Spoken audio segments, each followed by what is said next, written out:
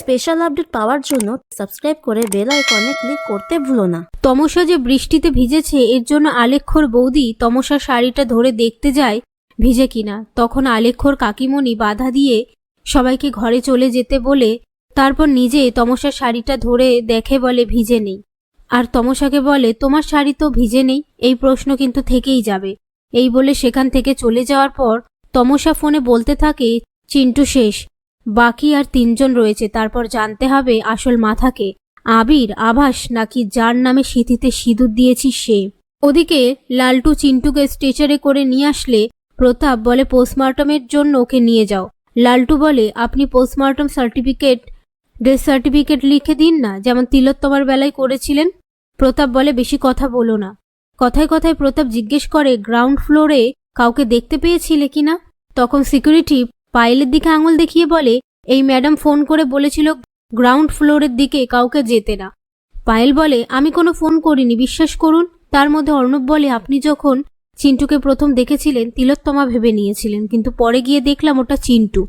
প্রতাপ বলে আমি হ্যালুসিনেটের মধ্যে ছিলাম, তাই আধা ভৌতিক গল্প আমাকে বলো না। এই সমস্ত আলোচনা আড়াল থেকে সৃজন শুনে নেয়। তখন সমু এসে বলে আপনি এখানে কি করছেন, আপনার কেবিনে যান, কাল আপনাকে ডিসচার্জ করা হবে। এখানে কখন কি হয়ে যায় বলা যায় না। পরের দিন আবির আলেখ্যর মাকে বলে কাল তমসা বৃষ্টিতে ভিজেছিল, ওই মেয়েকে না আমার খুব রহস্যজনক লাগছে। এসব কথার মধ্যে আলেখ্যর বোন আলেখ্যর মাকে বলে মেয়ের বাড়ি থেকে ফোন করেছে। আলেখ্যর মা বলে তুই ফোনটা রিসিভ কর। সেই কথা মতো আলেখ্যর বোন ফোন রিসিভ করলে তমসার মা বলে তিলোত্তমাকে চিংড়ি মাছটা দিও না, ওর অ্যালার্জি আছে, ওর ব্রিদিং প্রবলেম শুরু হয়ে যায়, গায়ে নানান ধরনের প্রবলেম হয়। এই বলে ফোনটা রেখে দেওয়ার পর সবাই মিলে যে উড়ো ফোনটা এসেছিল তিলোত্তমা মুখার্জি ছাদ থেকে পড়ে মারা গেছে সেই নিয়ে আলোচনা করতে থাকে। পাশ থেকে তিলোত্তমার বোন বলে এখনকার ছেলে মেয়েরা একটু বদমাইশি করে এই ধরনের ফোন করে।